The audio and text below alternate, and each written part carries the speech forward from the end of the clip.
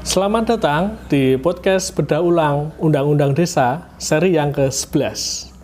Bersama saya Heri Purnomo, dosen Prodi Pembangunan Masyarakat Desa Diploma 3 STPMD APMD Yogyakarta. Saat ini saya berada di kediaman Ketua STPMD APMD Yogyakarta, Bapak Sutoro Eko. Iya, Mas Heri. Nah, kalau boleh ini kalau di rumah saya manggilnya bukan Bapak tapi Mas ya. Oh iya oleh, Mas. Biar lebih enak ya Pak ya. Lu kok Pak meneh ya? Salam desa Mas Toro. Oke, salam Mas Heri, Bagasaras Mas Heri. Siap. Sahabat desa, saya berkesempatan bisa berdiskusi langsung dengan... Ini temanya apa ini? Temanya ini tentang BPD dan musyawarah desa, Pak. Oke, ya. Sebentar, Pak. Oke. Nah, sahabat desa, kalau kita mencermati kemarin saya membaca sekitar tanggal 16 bulan Februari itu ada demo dari sekelompok atau organisasi BPD itu kalau nggak salah dari Jawa Barat melakukan aksi di Istana Negara. Nah, dalam aksi itu ada 9 tuntutan terkait dengan revisi Undang-Undang Desa. Nah, dari ke-9 tuntutan itu, saya melihat ada tiga hal yang menarik buat saya. Yang pertama yaitu terkait dengan kewenangan dari BPD itu sendiri. Kemudian yang kedua terkait dengan istilah perubahan nama juga. Kalau kepala desa itu tuntutannya 9 tahun perubahan masa jabatan, kalau ini perubahan nama. BPD menjadi DPR desa. Nah, kemudian yang ketiga sama juga dengan kepala desa, tuntutannya yaitu terkait dengan kesejahteraan. Nah, kalau menurut Mas Toro itu bagaimana? Ya. Ya, BPD itu kan menjadi bagian penting karena pemerintahan desa itu kan organisasi kekuasaan.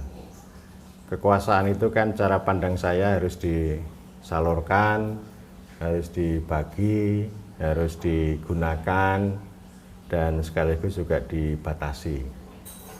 Jadi BPD itu yang paling awal pembagian kekuasaan itu. Kalau kita bicara diskurs desa yang paling awal itu kan bicara mengenai otonomi dan demokrasi. Dulu kita punya semangat begini, membela desa dengan rekognisi, melawan desa dengan demokrasi. Jadi BPD itu berada di ranah demokrasi itu satu. Kemudian yang kedua pembagian kekuasaan. Kekuasaan harus dibagi dengan check and balance. Memang kata teman kita Nom Surya Putra, BPD, keberadaan BPD itu bukan dalam bentuk ini ya, trias politika ya, trias politika. Meskipun BPD juga punya fungsi legislasi, punya fungsi kontrol dan sebagainya. Tapi kan desa kan tidak ada institusi yudikatif itu Pak ya? Yudikatif itu ya. Meskipun tradisi istilahnya peradilan secara lokal itu juga ada juga. Tapi memang kita menghindari sesuatu yang formalistik. Ya. Misalnya begini. Ada sengketa kepala desa, pemilihan kepala desa, itu kan tidak dibawa ke pengadilan, diselesaikan secara adat, dirembuk gitu kan. Meskipun ada banyak protes dan sengketa pilkada itu hal yang biasa terjadi antara pihak yang kalah dengan pihak yang menang, itu biasa, itu manusiawi gitu. Nah, BPD ini kita punya pengalaman. Di Jogja itu dimulai tahun 46 itu sudah ada istilah DPRK. Oh, DPRK. Kayaknya ini apa Pak? K itu apa ya? K itu kalurahan ya desa. Oh, kalurahan. DPR desa. Tugasnya itu intinya melakukan pengawasan. Jadi dulu ada dua struktur yang namanya majelis. Majelis ini yang mengambil keputusan besar. Terus kepala desa itu sebagai eksekutor. Lalu DPR desa ini sebagai pengawas, sebagai kontrol lah gitu. Nah, tahun 48, Undang-Undang Nomor 22 tahun 48 itu sebenarnya dikenal juga ada istilah DPR daerah desa. ya, DPR daerah desa. Jadi saya menyetujui itu dan sudah lama pikiran-pikiran seperti itu. Memang intinya ya dia itu representasi. Ya. Fungsi BPD yang sudah jalan ini kan yang paling awal duduknya mereka itu representasi toh. Representasi wakil dari rakyat. Disesuaikan dengan jumlah angka penduduk lah, antara 5 sampai 9 gitu. Itu dia representasi. Kepala desa itu juga representasi secara politik juga. Nah lalu yang kedua setelah duduk dia legislasi. Legislasi itu kan membuat peraturan desa. Meskipun ini konsepnya pembagian kekuasaan bersama kepala desa. Jadi bersama-sama ya. Kalau dulu ada konsep bahwa peraturan desa itu persetujuan antara kepala desa dan BPD. Tetapi dalam undang-undang desa yang sekarang ini itu kesepakatan, dibahas dan disepakati secara bersama-sama. Perbedaannya apa Pak kalau ya, artinya kan setuju dengan artinya begini, ini fungsi legislasinya kan dikurangi nih. Fungsi legislasinya dikurangi atau fungsi membuat hukumnya dikurangi sehingga dari sisi membuat hukum ini otoritas BPD dikurangi. Tetapi otoritas BPD itu ditambah pada sisi deliberasi. Kan tadi 3 ya. Yeah. Pertama representasi, kedua legislasi atau regulasi lah gitu ya. Kan ada banyak juga orang yang nggak mau pakai istilah legislasi daerah, legislasi desa itu nggak ada. Pada dasarnya kan ya legislasi.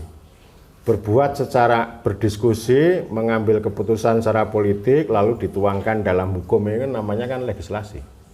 Itu. Nah yang ketiga ini deliberasi. Deliberasi itu musyawarah.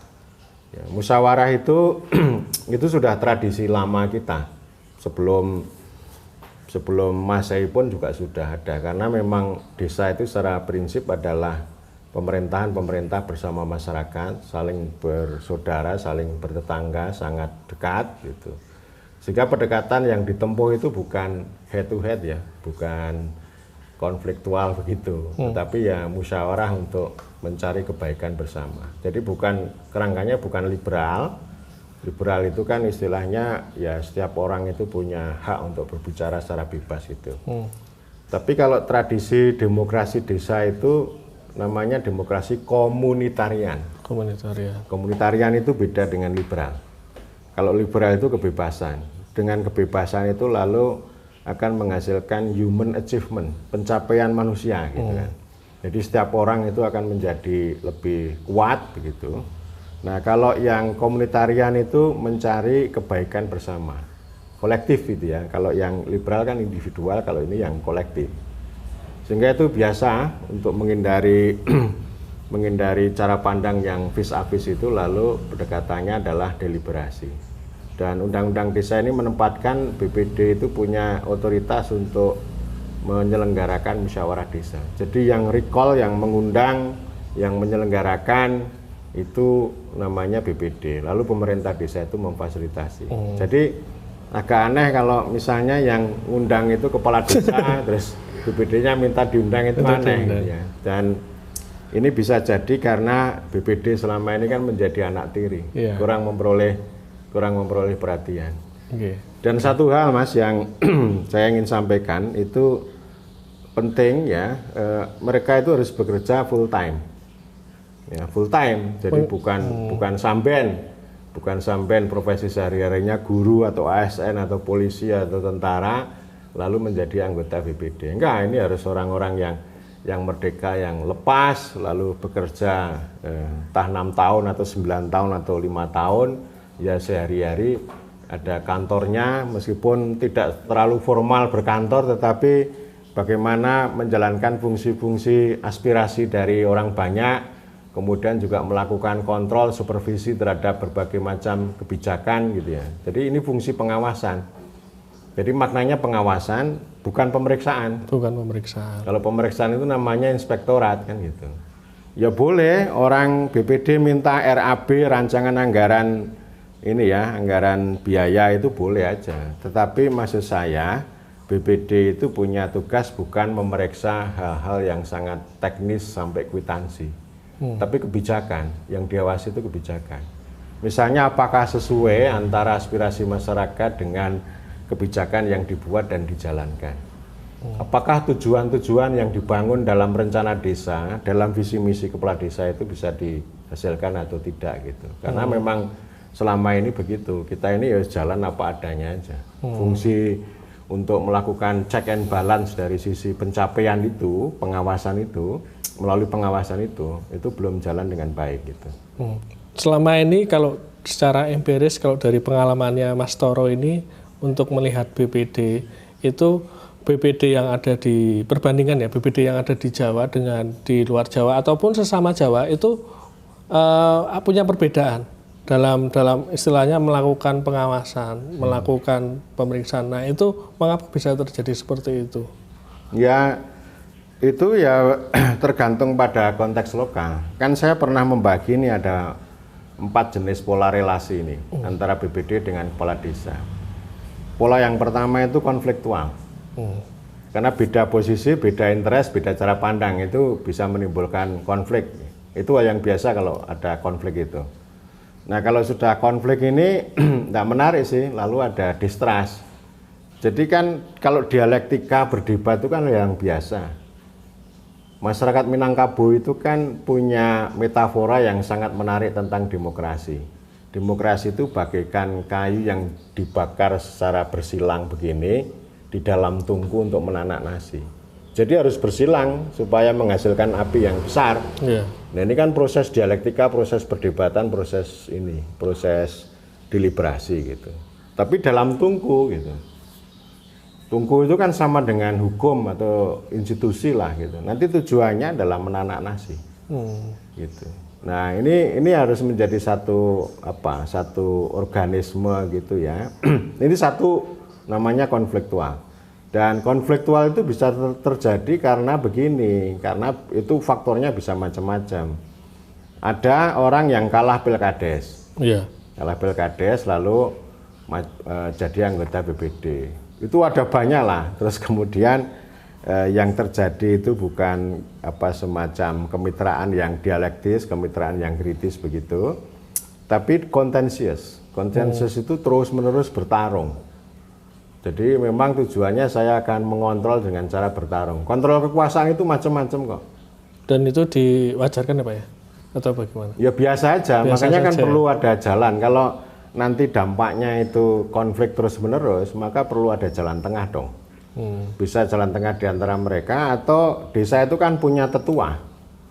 Punya tetua, para mantan kepala desa, mbah-mbah yang sudah tua itu menjembatani. Saya dulu melihat ini ada di Kutai Barat ya. Kutai Barat itu ada tetua gitu, jumlahnya 9. Ini fungsinya macam-macam, termasuk misalnya melakukan peradilan adat misalnya, penyelesaian sengketa adat, lalu juga kalau ada memberikan pertimbangan kepada kepala desa, lalu juga menengahi konflik, kalau terjadi konflik antara kepala desa dan BPD gitu. Jadi pola pertama konfliktual. Pola yang kedua itu dominatif.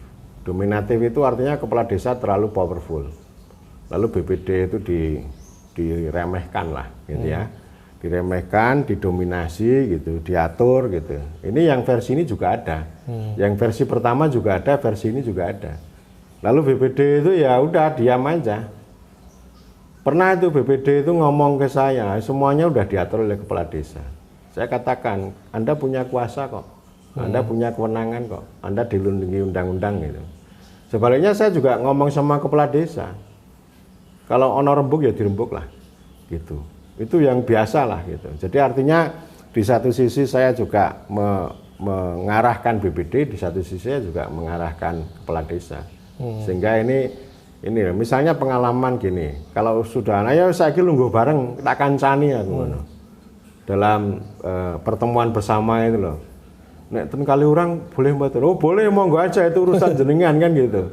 Jadi lalu ada kepala desa, ada BPD, ada lembaga kemasyarakatan, ada PKK, ada perangkat desa, ngumpul lah sambil outbound refresh gitu. Penting itu juga gitu kan, karena kita itu manusia yang secara psikologis itu kan juga punya beban, punya kepentingan, punya macam-macam lah cara pandang yang berbeda ya. Ayo saya temani gitu. Itu salah satu cara yang lain. Camat juga bisa memainkan peran seperti itu sebenarnya gitu. Nah ini dominatif, ini kepala desa itu terlalu kuat. Lalu yang ketiga itu pola ini ya, patronase atau klientelisme atau kong kali kong. Nah korupsi ya korupsi bareng lah. Jadi ora mung dhewean. Nah biasanya ini juga ditengarai karena memang saling bersaudara. Yeah. Misalnya ini sepupune, kuwi ponakane, jadi kabeh itu satu saudara. Ini repot memang kalau yang begitu gitu kan. Jadi ini yang ketiga ini pasti akan cenderung istilah orang ya ada oligarkis, ada korup dan sebagainya lah yang ini. Yang ini memang saya nggak tahu ya, ini kita memang perlu memetakan kalau kita melakukan research itu ya, penelitian di desa itu, oh ini polanya konfliktual nih, di desa ini polanya dominatif, di desa yang ini polanya kong kali kong. Yeah. Nah yang ketiga, yang keempat, mohon maaf, yang diharapkan oleh undang-undang desa itu pola hubungannya demokratis, check and balance gitu ya. Jadi dulu pernah di Aceh itu di sana namanya Tuhapet ya, BPD Tuhapet ya. Tuha itu pet itu papat sebenarnya, orang empat ya, orang empat ya. Jadi mereka bilang ketua itu ya kepala desa itu kalau baik kalau benar kita dukung. Kalau keliru kita ingatkan, tapi kalau keras kepala ya kita injek gitu, gitu. Artinya kan dia menggunakan kekuasaannya. Jadi maksud saya ada dialektika seperti yang tadi saya ambil contoh, ya rembukan bersama lah. Misalnya ini sepakat, oh nggak ada titik temu, ya sudahlah kita buka, kita recall aja musyawarah desa untuk mencari titik tengah yang terbaik gitu. Karena semuanya akan kembali kepada ini ya, kebaikan bersama yang bisa dibangun melalui musyawarah desa. Sehingga ini aktornya tidak hanya head to head maksud saya, tidak hanya BPD sama kepala desa, tapi ada yang lain gitu. Jadi egonya, nafsunya itu kan bisa di-share kan kepada orang lain kan begitu. Nah BPD yang memimpin sidang, bukan kepala desa yang memimpin sidang kalau sudah BPD. Nah ini bisa jadi 4 pola ini kan ya saya menemukan tapi tidak melalui riset yang sistematis gitu. Tentu ada yang bercorak pertama, bercorak kedua, bercorak ketiga dan yang keempat ini. Tentu itu hal yang biasa dan karena itu kan tugas siapapun entah itu pendamping atau pembina atau fasilitator atau saya seperti orang yang menemani mereka, ayo kita bangun yang pola yang keempat yang demokratis. Nek ono rembuk dirembuk gitu kan, nek ono seling surup, ono salah paham ya mari kita bicarakan dalam musyawarah desa gitu. Nah poin tadi Mas Toro itu menyebutkan untuk undang-undang desa itu ya otonomi dan demokrasi. Nah bagian demokrasinya ini kan masuk dalam musyawarah itu. Musyawarah kan pasti ini ya partisipasi. Nah, partisipasi seperti apa sih, Pak? Mas yang diinginkan ataupun yang menjadi pemikiran. Ya. Jadi fungsi representasi BPD itu memang ada kaitannya dengan partisipasi. Partisipasinya ya macam-macam. Nanti kan ada tema tersendiri kita ngomong tentang itu, ya. Terserah aja, mau ada petani, mau ada peternak, mau ada nelayan, mau ada ibu-ibu, perempuan gitu kan. Kan disalurkan. Ya, cuma memang saya selalu mengingatkan begini, bahwa yang dalam ranah desa itu yang harus kita jadikan sebagai subjek pembicaraan itu adalah kepentingan masyarakat setempat. Kalau kemudian yang terjadi kan begitu bebas ngomong apapun, ngomong apapun tentang warga, misalnya saya yang selalu saya kritik itu kan stunting itu loh. Oh stunting. Stunting saya nggak bisa ngomong stunting. Itu kan kepentingan warga, jadi semuanya itu dibebankan pada desa, itu yang nggak menarik karena kita ini kan punya layer, punya ranah yang beda-beda. Desa itu untuk kepentingan masyarakat setempat, lalu kalau kabupaten kota supradesa itu untuk kepentingan warga negara. Jadi kalau saya waktu diskusi sama Mas Tas kan bilang begini, kalau kita ngomong negara, ngomong tata negara, jangan ngomong desa, ngomonglah warga negara. Tetapi kalau ngomong desa, jangan pakai tata negara. Itu dua yang berbeda. Memang begini, kita ngomong negara itu tidak harus ngomong desa. Tetapi kalau ngomong desa pasti ada hubungannya dengan dengan negara. Pasti ada hubungannya. Tapi sebaliknya sekali lagi, kalau Anda berbicara tentang desa, jangan memakai tata negara. Itu pasti tidak akan ketemu begitu. Jadi harus dengan cara berbeda. Maksud saya partisipasi ini bisa kita kerangkai, atau paling tidak kalau ini ada ada suara yang beraneka ragam untuk kepentingan warganya, tugas kepala desa dan BPD itu mengorganisir lalu mengagregasikannya, bisa lewat partai politik, bisa lewat DPRD, bisa lewat birokrat, bisa lewat bupati gitu. Karena memang itu sudah ranahnya, sudah ranah di luar kemampuan desa gitu. Misalnya begini, di satu desa di pelosok, gedung SD-nya bocor, rusak. Nah, desa itu tidak berurusan dengan gedung SD itu. Tetapi karena mereka sepakat secara bersama-sama, lalu menggunakan uang desa itu untuk memperbaiki gedung SD. Nah, itu baik tapi konyol. Baik karena itu artinya apa? Artinya kan melayani warga itu, SD itu. SD itu salah satu contoh penetrasi pemerintah itu kepada warga negara yang lokasinya berada di desa. Tapi sebenarnya SD itu tidak melalui mekanisme desa, masuk ke dalam desa, tapi tidak melalui desa. Itu sebenarnya adalah bentuk penetrasi pemerintah yang sudah tepat selama ini.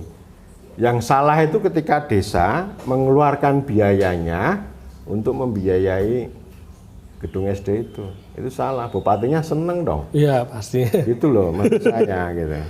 Ini jangan lari ke situ ya. Nanti ini temanya fokus ke ke demokrasi aja sama ini. sama BPD. Nanti ada apa namanya seri lain yang berbicara tentang kewenangan, tentang kepentingan gitu ya. Nanti partisipasi juga ada. Memang ini disambung ya. Antara partisipasi, representasi, legislasi, lalu deliberasi. Kalau musyawarah desa itu kan deliberasi dia. Deliberasi itu ini ya, apa namanya, diskusi lah, dialektika gitu. Maksud saya ini, Mas, jadi ketika ada musyawarah desa itu, kalau beberapa kali saya mengikuti musyawarah desa itu pelaksanaannya itu dalam pelaksanaannya itu masih apa ya, terlihat kaku, tidak formalitasnya masih bangun. Beda dengan misalnya ada diskusi misalnya di luar itu dan kemudian malah menghasilkan sesuatu yang baik untuk kepentingan desa. Nah seperti itu. Ya itu istilah teman kita Arijito itu kan karena limbah teknokrasi. Jadi orang musyawarah desa itu kan mau membicarakan perencanaan keuangan, penganggaran. Itu kan bicara indikator dan data. Nah itu pasti sudah mati itu. Nanti partisipasinya mati itu. Nah itu nggak menarik itu. Aspirasinya rakyat nggak tertarik, nggak menarik. Akhirnya cuma itu saja. Apalagi kalau saya mendengar langsung dari sejumlah desa. Ini orang membuat APB desa ini bertanya gini, ini nanti ada rumahnya nggak ya gitu. Rumah itu artinya kode rekening di sistem aplikasi sistem keuangan desa itu loh. Itu namanya limbah teknokrasi itu. Sehingga demokrasi, deliberasi menjadi tidak menarik. Satu hal ya, memang ada hal yang lain itu karena warisan masa lalu. Kita tidak punya tradisi berdialektika, jadi terlalu formalistik. Nah karena itu penting untuk kita kondisikan. Nah itulah namanya partisipasi. Saya dan teman-teman senior itu kan pernah punya pengalaman di sejumlah desa di Kalimantan Timur. Kita diskusi dulu dengan kelompok tani misalnya. Karena tani itu sebenarnya konstituen utama desa itu ya petani itu, atau peternak atau dan inilah pokoknya rakyat itulah. Oleh karena itu kalau kita ngomong desa itu nggak akan lepas dari sana. Jadi aneh kalau ngomong desa, ngomong stunting itu aneh. Tapi penting untuk ngomong petani, ngomong agraria, ngomong hutan itu jauh lebih penting karena itu live itu. Itu kehidupan dan penghidupan mereka. Gitu loh. Nah, ini mereka kita ajak ngomong dulu gitu. Terus dirumuskan, disiapkan. Makanya kan lalu teman-teman LSM itu dan ASN itu kan lalu membuat ada sebelum ada musyawarah desa lalu ada musyawarah dusun dulu lah gitu. Tapi nanti musyawarah dusun itu juga sama, itu sangat sangat ini lagi gitu, apa namanya, formalistik, lalu muncul namanya fisik lagi gitu. Kalau sudah jadi jalannya sudah jadi lalu bikin gapura kan nggak menarik itu. Ada seorang kepala desa, loh katanya disuruh infrastruktur, jalan saya udah baik, jembatan udah baik gitu. Kalau infrastruktur semuanya udah baik, ya udah saya bikin gapura aja.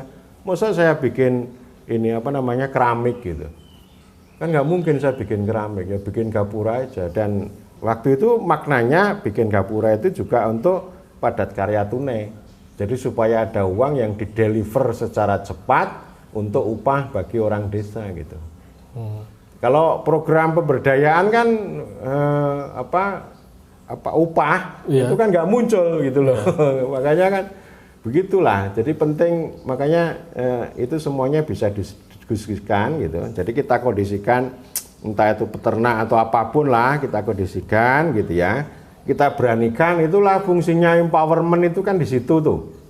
Kan di Undang-Undang Desa itu kan empowerment itu ya asas, ya ranah, ya pendekatan, komplit lah gitu. Kita berdayakan, lalu ketika musyawarah ini ada wakilnya 2 orang kayak, lalu bisa bersuara gitu. Itu namanya kan mengedukasi tuh. Kalau dibiarkan ya orang itu akan begitu, karena memang udah warisan masa lalu, udah lama banget. Oke. Mas Toro, dalam tuntutan kelompok organisasi BPD itu yang kemarin itu ada salah satunya itu pasal 23 dalam Undang-Undang Desa itu menyebutkan bahwa penyelenggaraan pemerintahan desa adalah pemerintah desa. Tetapi ada tuntutan untuk merubahnya, yaitu penyelenggaraan pemerintahan desa adalah pemerintahan desa. Itu bagaimana, Mas? Ya sebenarnya BPD itu penyelenggara pemerintahan desa. Kan ini pemerintahan sama pemerintah itu kan bisa 2 hal yang berbeda, tapi bisa menjadi satu gitu. Sebenarnya secara etimologis kan pemerintahan itu kan hal ehwal pemerintah. Lebih khusus lagi adalah perintah kata dasarnya. Nah, perintah pemerintah itu kan penyelenggara itu. Jadi penyelenggaranya ya pemerintah desa, itu kepala desa sama perangkat, lalu yang satunya adalah BPD. Membuat kewenangan, membuat peraturan desa, membuat macam-macam APBD desa itu kan harus 2 belah pihak itu. Jadi sebenarnya kalau yang itu sudah clear, memang dalam praktek bisa ada tadi pola-pola hubungan yang sangat berbeda-beda tadi. Mungkin ada yang dominatif atau yang kong-kalingkong atau yang konflik gitu. Nah, yang maksud saya yang pola yang demokratis ini kan belum terbentuk dengan baik gitu. Oh, partisipasinya jeblok misalnya, representasinya kurang, BPD tidak mengerti tentang kewenangannya, BPD ogah-ogahan karena kesejahteraannya nggak ada, atau mereka tidak mampu karena anak tiri, tidak dididik, tidak dilatih dan sebagainya kan gitu. Nah itu juga jadi ini ya, tuntutan mereka juga. Ya, pengembangan kapasitas. Memang gitu. Ini semuanya sama, Mas. Kepala desa juga begitu. Kemarin saya udah melaunching sebuah video ya, itu namanya Diklatsar, Pendidikan dan Latihan Dasar untuk Kepala Desa Terpilih. Jadi maksud kami ini begitu kepala desa terpilih, apalagi yang masih baru, ini kan ada jeda ini untuk pelantikan. Nah, kita ini APMD udah pernah menyampaikan proposal kepada beberapa bupati, tapi tidak direspon. 11 hari. Jadi Diklatsar itu bisa 11 hari lah gitu. Dilatih dulu, diisi dulu. Nanti sama juga yang Sekdes juga gitu. Sekdes itu udah keluhan. Kemarin ada keluhan Sekdes dari Sleman misalnya. Saya begitu duduk itu ya nggak ada pengarahan, nggak ada apa. Saya lingak-lingkuk itu. Ya dia harus menyesuaikan diri. Nggak ada arahan dari kepala desa aja. Kepala desa cuma bilang suruh pelajari dokumen-dokumen itu. Dia butuh waktu 2 tahun untuk bisa mengerti betul apa yang harus dijalankan sebagai Sekdes. BPD lebih parah lagi. Nggak ada gitu. Nggak ada dari programnya Supradesa juga nggak ada. Kalaupun ada biasanya nanti pakai uangnya desa. Uang desa harus dibagi-bagi. Nah ini penting maksud saya supaya ini uang desa ini ya baik untuk kesejahteraan maupun mereka itu juga penting lah. BPD itu jangan sampai menjadi anak tiri gitu. Luar biasa ini. Biasa di luar. Oke. kemarin yang menarik itu ketika COVID ini ya, ketika sudah melakukan musyawarah desa, udah menentukan perencanaan pembangunannya mau seperti apa, kemudian bubar, tiba-tiba ada refocusing, tereliminasi. Nah itu ya itu namanya ya udah di Republik ini kan begitu. Ya. Itu yang namanya sistem pemerintahan NKRI itu ya kayak begitu itu. Ya. Jadi itu kisah itu banyak banget. Ini kepala desa ini mau maju itu kan punya visi misi nih. Tapi ada juga orang kepala desa katanya mau nyalon visi misinya harus disusukan SDGs desa. Goblok banget ya ngono. Kan ono calon ono teman, "Mas, aku arep nyalon kades kok kudu nganggo visi misiku kudu disusukan SDGs desa ki piye to karepe." Oh, serasa digagas itu. Sing penting visi misimu karo rakyat kuwi lho aku. Jadi yang sama rakyat itulah. Ning rupanya yang sama rakyat ini udah istilahnya janji politik lah kalau bahasa populernya itu kan. Itu begitu masuk ke sini ya, begitu masuk itu yaitu tadi ada ada 3 bulan kan bikin apa namanya perencanaan toh, bikin RPJM desa toh. Tiba-tiba ada Perpres 104 40% harus begini, 30 harus begini. Ayo bubar semuanya.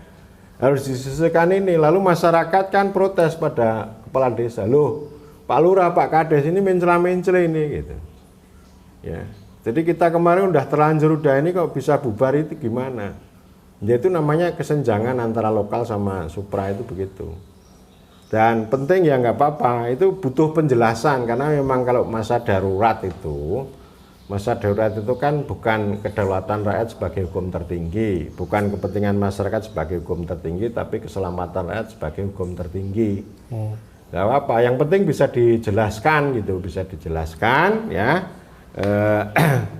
ya melalui musyawarah lagi gitu. Ya. Berarti sebenarnya BPD dan musyawarah desa ini menjadi satu bagian dan BPD ini memiliki ini ya Pak Mas, memiliki tugas, kewenangan ya sebagai tadi itu ya untuk bagaimana bisa check and balance, tapi tidak kalau mencampuri urusan dari kepala desa itu sendiri, pembagian kekuasaannya itu. Iya, pembagian kekuasaan. Jadi maknanya seperti itu sebenarnya. BPD sebagai badan yang mempunyai kewenangan untuk melakukan check and balance itu. Ya, check and balance. Jadi kekuasaan itu harus dibagi. Ya. Tapi selama ini dalam empiriknya itu belum semuanya seperti itu. Ya, belum demokratis, belum sepenuhnya seperti itu. Ya memang salah satu pintu masuk itu yaitu tadi posisinya BPD harus lebih kuat. Kedua, hak-hak mereka termasuk kesejahteraan, kan? Lalu juga nggak boleh mereka dianaktirikan, nggak pernah dilatih, nggak pernah diarahkan. Sehingga kalau ada BPD ngomong, "Pak Kades, saya diundang ya musyawarah desa," itu kan artinya dia nggak tahu juga. Ya memang ada juga yang seperti itu, gitu. Ada yang menarik Pak, kalau di Jogja itu ada salah satu desa itu BPD-nya itu dia mantan jaksa. Jadi ketika ada musyawarah desa, kemudian ada laporan pertanggungjawaban penyelenggaraan pemerintah desa, itu banyak revisi dan berulang kali karena BPD-nya itu sangat sangat bisa dikatakan agak kuat gitu. Kadang kepala desanya malah jadi kewalahan. Nah seperti itu. Ya akhirnya menjadi konfliktual. Konfliktual itu kan terjadi nek gue mau loh kontensius itu ya faktornya bisa macam-macam. Misalnya begini, ini kan fungsi pengawasan jadi pemeriksaan gitu. Itu bisa jadi masalah gitu loh. Fungsi legislasi tapi yudikatif yang dia jalankan.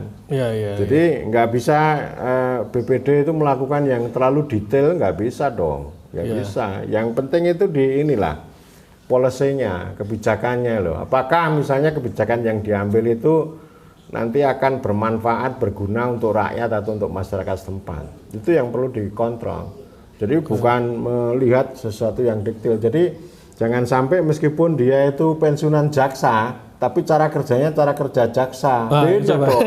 Beda. Iya. Salah itu. Ini mantan polisi, cara kerjanya polisi ya salah. Makanya tadi Bapak Mas menyebutkan itu ya BPD itu bukan maksudnya tadi ya Bukan sebagai pemeriksa, tapi pengawas. pekerja yang bebas full time, bebas itu tadi itu ya. Ini pensiun ya boleh. Boleh. Jaksa atau polisi atau tentara pensiun ya sebenarnya boleh aja. Ning penting untuk duduk juga ketika jadi anggota BPD ya jangan memerankan sebagai jaksa, sebagai polisi, sebagai tentara gitu. Ya, Tapi benar-benar ya jadilah sebagai fungsinya BPD kita. fungsi sebagai Ya, itu ya Pak ya. itu. Oke. Wah, luar biasa nih sahabat desa ngomongin tentang BPD dan musyawarah desa memang hal yang saling berkaitan ya. BPD menjalankan fungsi deliberasi dan itu harus dipahami BPD. Kalau tidak ya nanti akan menjadi sesuatu yang berbeda dan nanti bisa menimbulkan konflik. Tadi ada menimbulkan konflik dan berbagai macam masalah. Nah, BPD fungsinya adalah untuk tadi itu ya, untuk bagaimana bisa check and balance, bagaimana kepala desa dalam penyelenggaraan pemerintahan desa. Luar biasa nih Mas Toro, ini saya bisa mendapatkan pengetahuan baru dengan bisa berbincang-bincang dengan Mas Toro. Mas. Terus kemudian sahabat desa, selanjutnya kita akan melihat seri-seri yang kedepannya berbeda dengan top tema yang lainnya, tidak dengan saya lagi tapi dengan teman-teman yang lain yang lebih menarik lagi. Akhir kata saya mengucapkan terima kasih Mas Toro atas kesempatannya saya bisa sowan ke sini ke kediaman Mas Toro, bisa belajar banyak. Nah, terakhir closing statement-nya ini terkait BPD dan musyawarah desa. Apa yang menjadi pemikiran dari Mas Toro terkait itu? Ya, tadi posisinya diperbaiki, diperkuat, pola hubungannya demokratis, mereka tambah sejahtera gitu ya. Jadi desa itu juga menjadi arena untuk penghidupan bagi orang banyak gitu. Jadi jangan sampean misalnya gitu. Oh ya. Oke. Ya, terima kasih sahabat desa. Makasih, Salam makasih. berdesa. Ketemu lagi.